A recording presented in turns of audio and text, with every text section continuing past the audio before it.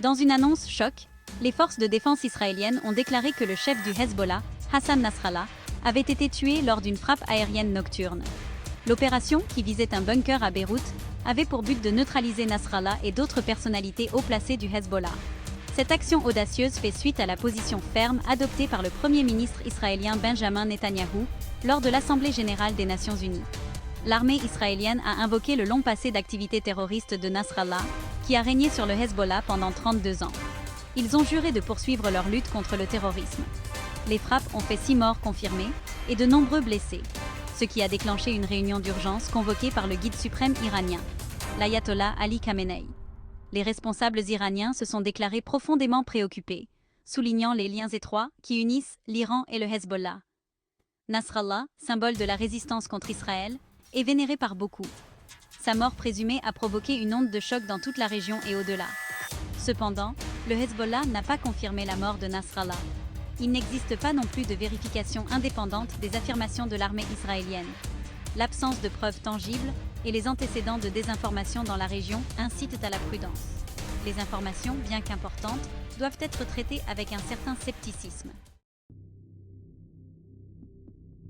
Le Hezbollah a riposté rapidement en lançant des roquettes sur la ville israélienne de Safed. Cette escalade a contraint les dirigeants israéliens et libanais à interrompre leurs engagements internationaux. L'attention s'est portée sur la gestion de l'escalade de la crise. La communauté internationale a fait part de ses vives préoccupations, appelant à la retenue et à une désescalade des hostilités de part et d'autre. Le secrétaire d'État américain, Anthony Blinken, a souligné l'importance de la diplomatie. Le président Biden, informé de la situation, a ordonné des ajustements du dispositif militaire américain dans la région. Ce conflit a déjà déplacé des milliers de personnes, faisant payer un lourd tribut aux civils, en particulier aux enfants. Le monde entier retient son souffle. Les appels à des négociations de cessez-le-feu se font entendre de la part des organisations internationales. L'objectif est d'empêcher de nouvelles effusions de sang et de nouvelles souffrances. La situation reste volatile. Le risque d'une escalade rapide est réel si les esprits ne se calment pas.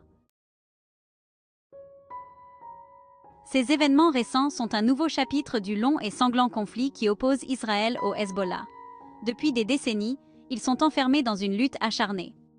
Les flambées de violence périodiques sont une triste caractéristique de ce conflit. Le Hezbollah, considéré comme une organisation terroriste par de nombreux pays occidentaux, dispose d'un pouvoir politique et militaire important au Liban.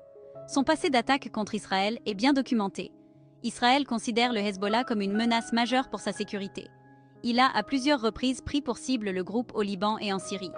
La dernière grande guerre entre les deux camps a eu lieu en 2006. Ce conflit a fait de nombreuses victimes et a provoqué des destructions importantes, tant en Israël qu'au Liban. L'escalade actuelle fait craindre un conflit plus large. Cela pourrait avoir des conséquences désastreuses pour toute la région. La communauté internationale a la responsabilité de s'efforcer de trouver une solution pacifique. Cela nécessite de s'attaquer aux causes profondes de cette violence. Parmi celles-ci, on peut citer le conflit israélo-palestinien et l'instabilité politique qui règne au Liban. Section 4. Vérité et propagande. Naviguer dans la guerre de l'information. Dans le chaos qui suit les frappes aériennes et les représailles, la vérité devient insaisissable. Les deux camps sont engagés dans une guerre de l'information. Ils diffusent des discours qui servent leurs intérêts et diabolisent de l'autre. L'affirmation de l'armée israélienne concernant la mort de Nasrallah, bien qu'importante, doit être accueillie avec scepticisme tant qu'elle n'a pas été vérifiée de manière indépendante. Ce manque de clarté autour d'événements clés souligne le rôle essentiel du journalisme indépendant. La vérification des faits est primordiale pour naviguer dans ce conflit complexe. Se fier uniquement aux déclarations officielles de l'un ou l'autre camp est dangereux.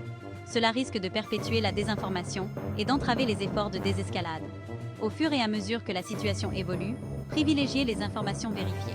Recherchez des sources crédibles. Évitez de diffuser des informations non confirmées. Le brouillard de la guerre obscurcit souvent la vérité. Un reportage responsable est crucial dans des circonstances aussi volatiles. Section 5. La nécessité de la diplomatie. Éviter un conflit plus large. La mort présumée de Hassan Nasrallah a porté le conflit israélo-Hezbollah à un point d'ébullition. La région est au bord d'une guerre plus large, dont les conséquences pourraient être catastrophiques. Si le brouillard de la guerre rend difficile la vérification des faits, la nécessité de la diplomatie est indéniable. La communauté internationale doit agir de manière décisive. des pressions doivent être exercées sur Israël et le Hezbollah afin qu'ils engagent un dialogue constructif. Un cessez-le-feu est la priorité immédiate. Ensuite, les efforts doivent se concentrer sur le traitement des causes profondes de ce conflit qui dure depuis des décennies. L'échec d'une résolution pacifique conduira probablement à de nouvelles effusions de sang et à de nouvelles souffrances. Les enjeux sont incroyablement élevés. Il est temps d'agir de manière décisive.